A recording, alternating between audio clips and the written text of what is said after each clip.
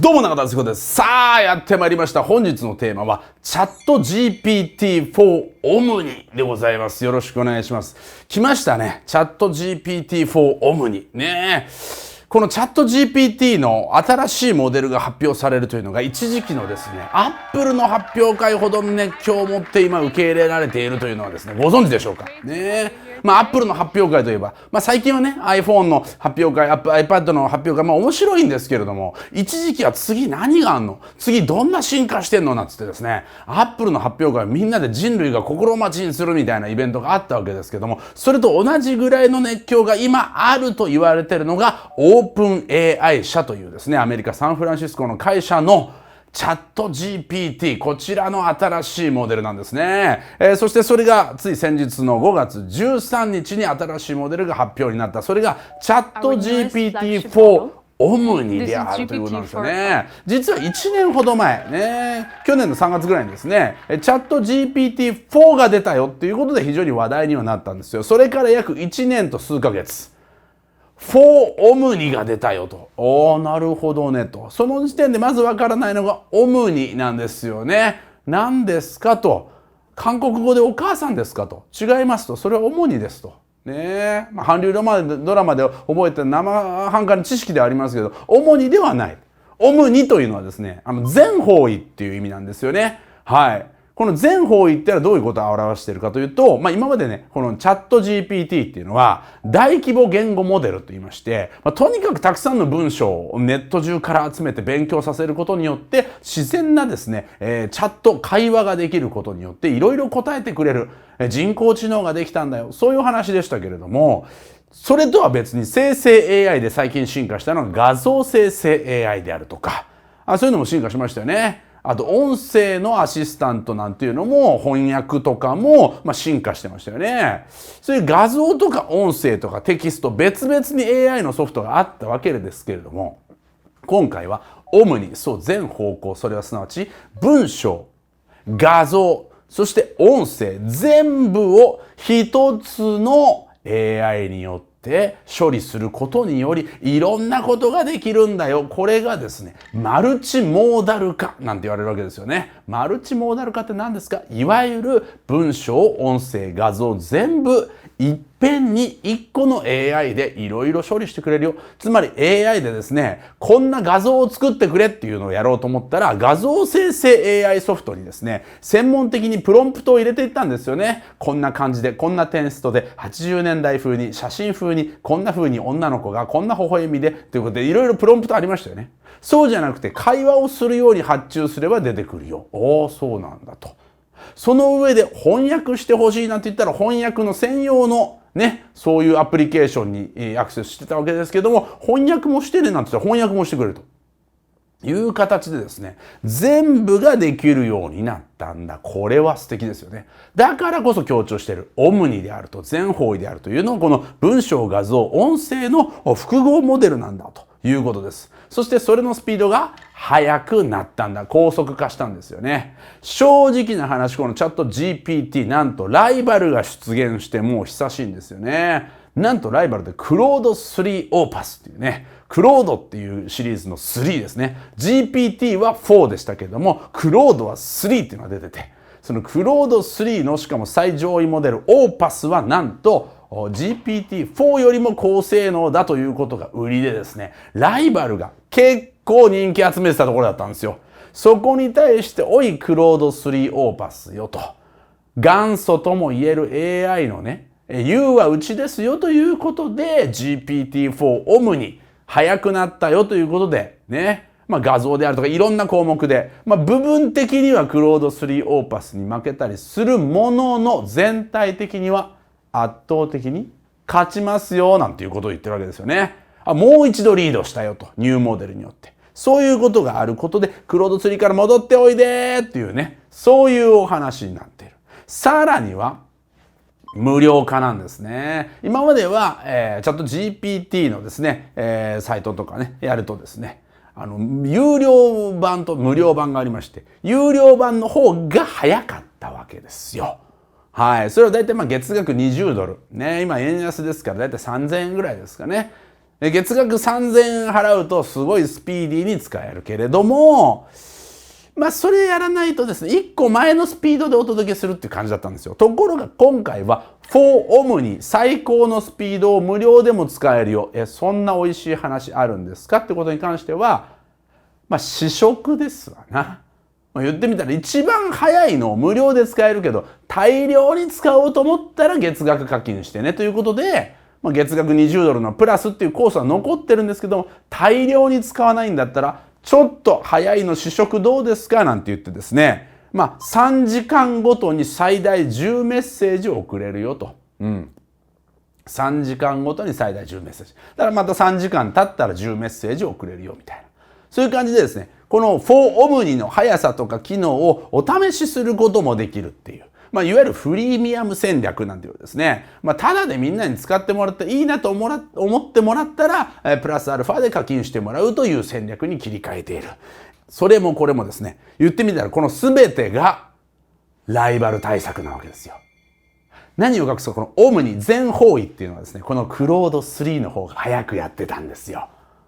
はい。画像、音声、テキスト、できますよ、マルチモーダル化ですってやったのがクロード3だったんですね。悔しい。その上で速さでも勝ってます、クロード3が。悔しい。ね。その上で GPT-4 に関しては有料じゃないと早いの使えないんですよね。無料の人もこっちおいでなんて言って、クロード3は3コース用意してたんですね。はい。無料のやつ、有料だけどサクサク使える簡単なやつ、有料最高モデルって3コース用意してたんです。GPT は2コース。で、このクロード3に関しては3コース用意されてたんですね。はい。なので、負けてられないぞということで、速さ、広さ、そしてサービスの安さも含めてですね、一気にまくりに行ったのが今回の GPT-4 オムニであるということなんですよね。この裏には確かにこの AI 激戦時代の競争激化があるんだよというお話でございます。今回の動画はですね、この4オムニに関して具体的な使い方を細かく伝授するという動画ではありません。いわゆるですね、プロのプログラマーの方であるとか、ヘビーユーザーの方向けにですね、もっと詳しい最強の裏技的使い方はなんていう動画を他からご参照いただければと思います。こちら YouTube 大学でのこの動画ではですね、ちょっと全然使ったことありませんですとか、ちょっと使ったことはあるんですけども、どういう状況かわかりませんですとか、どういうなんか流れなの？これが知りたい人なんですよ。AI について知っといた方がいいとは分かってるんだけども、ちょっと勉強しづらいかな。難しい言葉が多すぎて。他の動画ではマルチモーダル化とかですね。そういうこといっぱいすぐ言ってくるんですよ。でもうちでは簡単に説明する。さらに、この激闘の流れの歴史から振り返ることで、未来を予測することもできるという動画になっております。AI の次の未来、現在、そして過去、これを一気通貫で、分かることができるので、AI を他でですね、ニュースで聞いても怖くないという、そういう動画になっておりますので、ぜひライトユーザーの方からですね、ちょっと AI について俯瞰して見てみたいよという方までですね、最後までご覧いただければと思いますので、よろしくお願いします。基本的にライバルにスペックで勝ってるよというところまで説明したんですけど、そこで終わったらつまらないですよね。でももっと面白い話が待ってるんですよ。まずですね、この GPT-4 オムニに関しては進化したポイント、これをギュッとまとめてお伝えするのであれば、いろんなことあれができる、これができるって言われるとパニックになってね、ちょっと戻しちゃうわけですね、皆さんね。ギュッとまとめていいところを教えてよということで言うと、端的に言うと、今回の一番の売りが人間らしい会話です。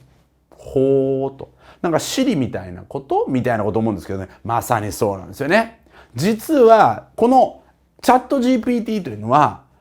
テキストによってチャットボットということだったわけですよ。今までいわゆる企業の使っている AI じゃない、大規模言語モデルじゃないチャットボットに関しては、企業が Q&A 答えるみたいな感じだったと思うんですけども、大規模言語モデルは、要するにもうディープラーニングしてますから、あらかじめ用意した答えとかではなく、向こうで勉強したことを返してくれるわけですね。それがすごかったんですよね。でもあくまでもそれはチャットボットだったわけですよ。でも、今言いましたよね。マルチモーダル化したんだと。音声も画像も分かることになったことで、はい。一気にそのコミュニケーションの幅が広がった。今回ですね、ウェブブラウザーのサービスだけではなくて、アプリケーションとしてもスマホだけではなくデスクトップのアプリもリリースする予定らしいんですね。はい、そのことによってね、アプリ開きますと。で、その上で文字を打って入力しないで音声認識でも聞いて答えてくれるわけですよ。へーと。はい、すなわちもう Siri とか OKGoogle のですね、領域に入ってきてる。ライバルの領域に入ってきてる。さらにそこで特化したいのは AI ならではの音声の自然さらしいんですね。Siri、まあ悪くないですけども、ちょっと淡白でしたよね。でも今回のデモ画面とかを見るとですね、デモ映像とかを見るとですね、もうなんか自然に会話してるんですね。トーンがちょっと自然なんですよ。これがすごくいいと。その上で向こうがこっちの画像とかを認識して答えてくれたりするので、なんかすごくコミュニケーションできるぞっていう風になっていってると。はい。私自身もアプリで、はい、試したんですけども、面白かったです。こんにちは。こんにちは。今日はどんなことを考えていますか？僕は YouTube の撮影をしたいんだけど、テーマにオープン AI とサム・アルトマンを選ぼうと思うんだけど、どう思う？それは素晴らしいテーマですね。オープン AI とサム・アルトマンについては多くの人が興味を持っていると思います。彼の背景やオープン AI の歴史、AI 技術の発展、そしてこれからの展望など、多くの興味深いポイントがあります。その動画を僕のチャンネル、中田敦彦の YouTube 大学でアップしようと思うんだけど、中田敦彦の YouTube 大学は知ってる？はい。中田敦彦の YouTube 大学は知っています。とても人気のある YouTube チャンネルですね。様々なトピックをわかりやすく解説し、多くの視聴者にとって教育的かつエンターテイニングなコンテンツを提供していると思います。オープン AI とサム・アルトマン氏についての動画も視聴者にとって非常に興味深い内容になると思います。特に最近の出来事や AI の未来についての考察などを含めると多くの人が関心を持つでしょう。撮影や編集に関してサポートが必要な場合や具体的な情報が必要な場合はぜひ教えてください。僕が中田敦彦だ。それに関して君はどう思う？もし本当に中田敦彦さんご本人であるなら光栄です。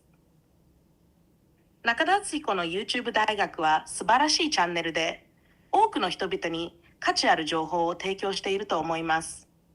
これからも応援していますし、何かお手伝いできることがあればぜひ教えてください。撮影や編集に関する具体的なアドバイスや動画のテーマについての情報収集など何でもお手伝いしますので、どんな質問でもどうぞ。今日はとっても役に立ったよ。ありがとう。またよろしくね。どういたしまして。役に立てて嬉しいです。こちらこそまたいつでもお話しください。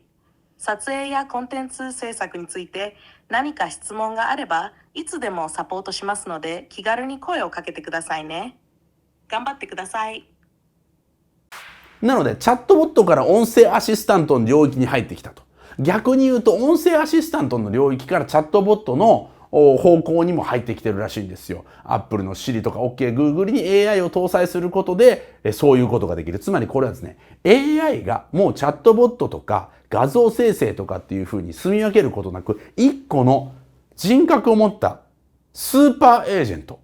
AI エージェント時代に近づきつつあるっていうことなんですよね。そんな中でいろんなことができるよっていう中で、私の方でですね、いわゆるプログラマーの方とかプロの 3D プリンターをねいっぱい使う方とかっていうのは結構特殊じゃないですか。我々一般人からしてよく使えるのは何ですかっていうことをギュギュッと2個に絞りました。2個、これはもうかなり使えるなというのが2つあるんですね。それは何か。まず1個には同時通訳です。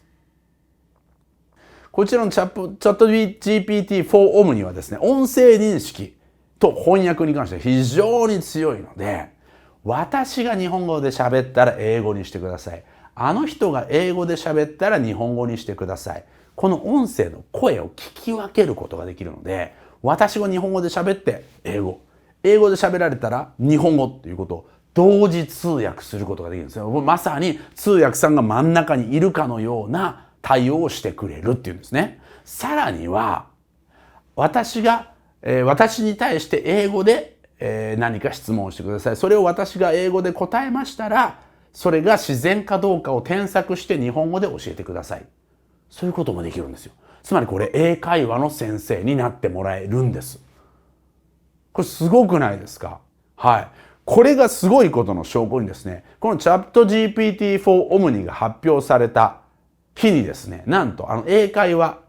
レッスンアプリのデュオリンゴ、有名なやつありますよね。ピンピンピンピンってね、単語を選んでね、毎日やっていくという鳥のアプリですよ。デュオリンゴの株価が 5% 下落した。つまり、投資家はこのチャット GPT-4 オムニが英会話系のビジネスに大きな影響を与える。その面を取ってしまう、食ってしまうっていうことを予測しているところなんですよね。これはすごく大きい時代ですよ。つまりこれから通訳さんですとか、翻訳に関するビジネス、英会話レッスンに関するビジネスはかなり選択を余儀なくされる。なんでかって優秀な英語教師がなんと無料で24時間稼働する時代がやってきたからなんですよ。これは利用する人が利用すれば圧倒的パフォーマンスを誇ることができるってことなんですね。さらにもう一つ、これも面白いのがね、会議なんですけども、議事録を取ってくれる。これは同時通訳ができるんだったら、それを音声で誰が喋ってるか聞き分けて文字に起こしていくっていうのはできそうですよね。議事録を詳細に取った上で、しかも要約までしてくれるとしたら、すごいじゃない？でもそれだけじゃないんです。チャット GPT って何してくれるって、なんか聞いたら、それの案を5つぐらい提案してとか言ったら5つ提案してくれますよね。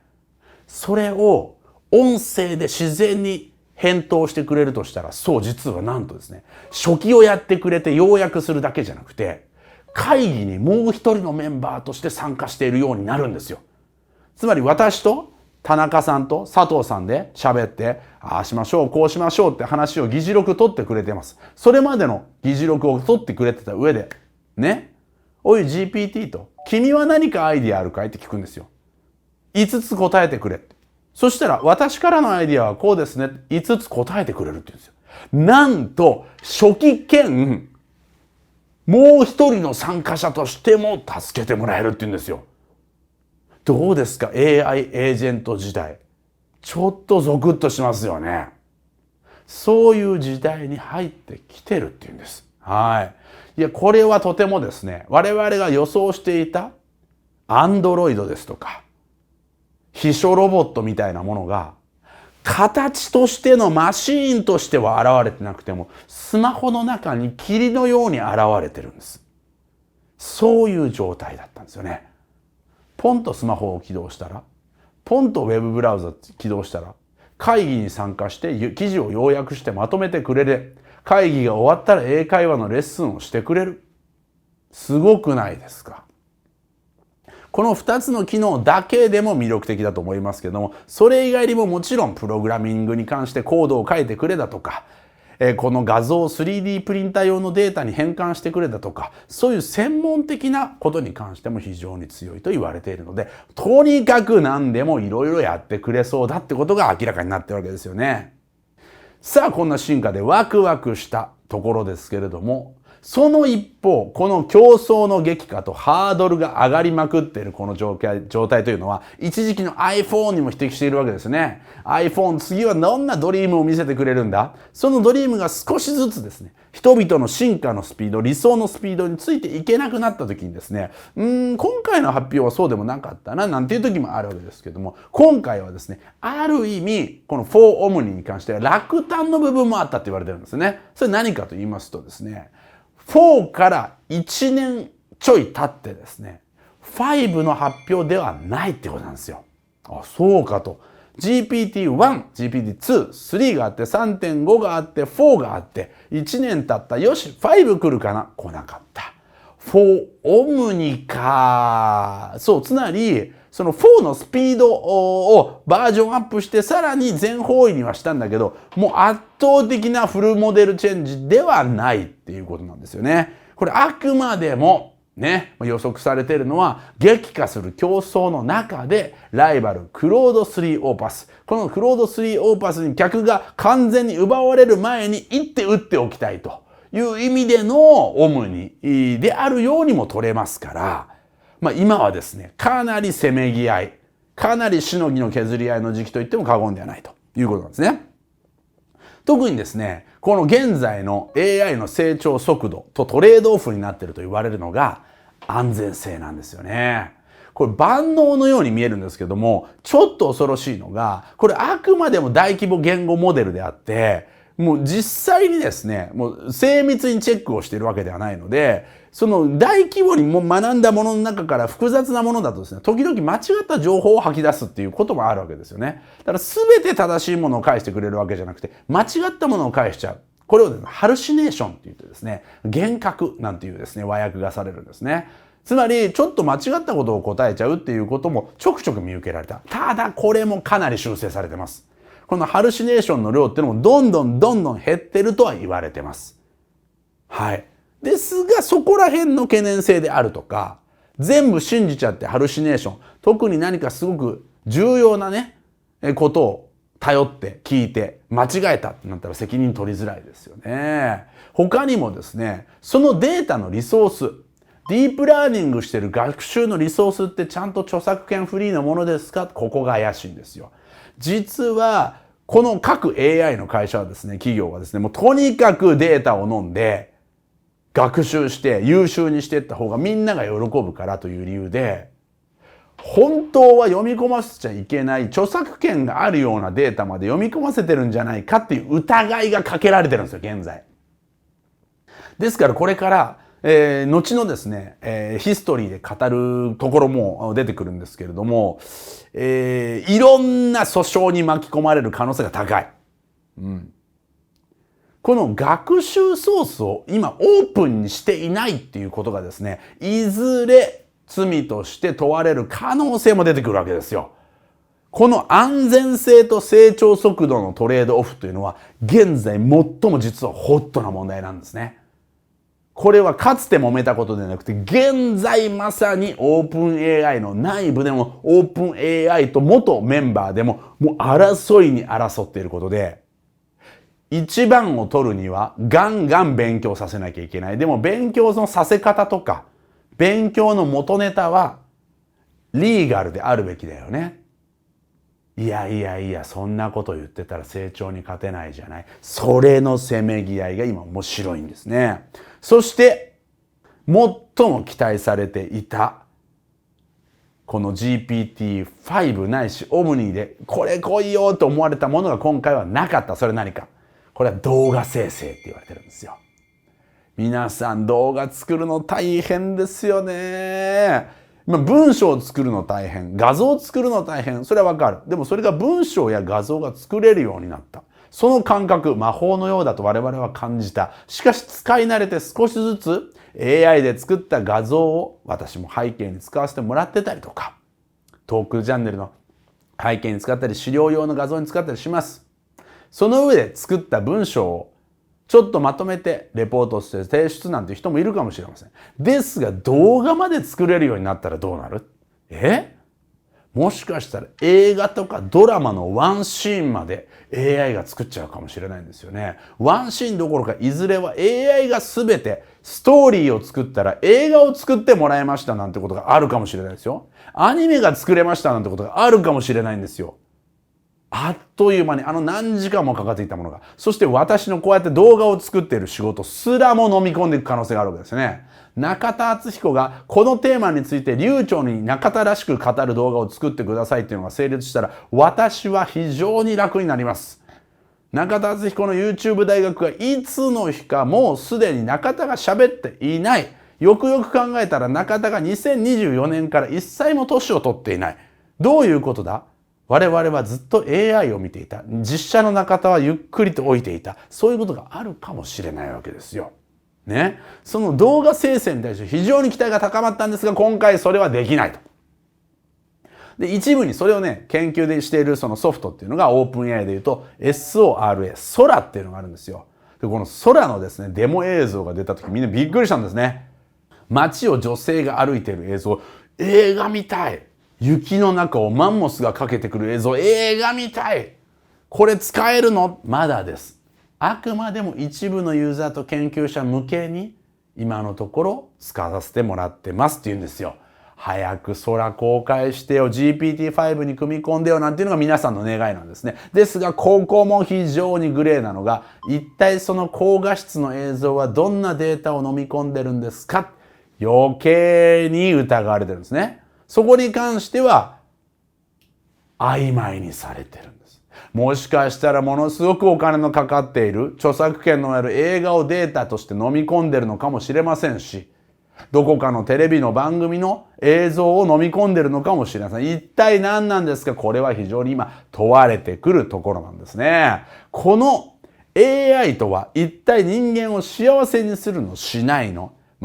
一説にはですね、人間の知能をこれからもう超えてしまうよなんていうシンギュラリティなんてことも言われてるわけですよね。そしていろんなものを仕事を AI に代替した結果、仕事がなくなる人が増えるだけではなく、いずれその AI による選択によってですね、人間の方が使われて、もしくは人間が最終的には絶滅するほどのダメージを食らうかもしれないなんてことを言う人もいるわけですよね。その AI がどこまでコントロール可能なのかを検討しながらじっくりと進めなきゃいけないよという流派と、いや、この AI 戦国時代でトップを取らないと駆逐されてしまうという流派がバチバチに争い続けているのがこのオープン AI 激動の歴史なんです。そしてそれを知ることによって AI の世界とはどうなっているのかを知ることができますので、これからオープン AI の創設から現在に至るまで歴史をバッとエクストリームに喋りますので、それをちょっとね、面白いんで聞いてほしいんですよ。そしてテクノロジーは止まらない。間違いなくこの AI、この1年2年でさらに進化します。キーポイントは AI のエージェント化、そして動画生成はできるのか、そしてソース、学習ソースは安全で合法なままでいられるのか。プログレス。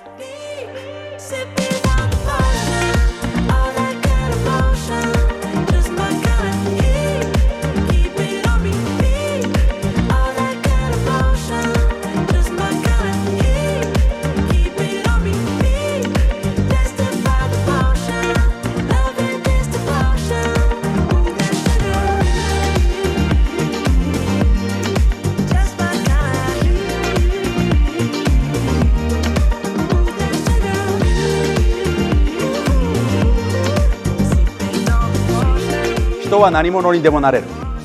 いつからでも。次はあなただ。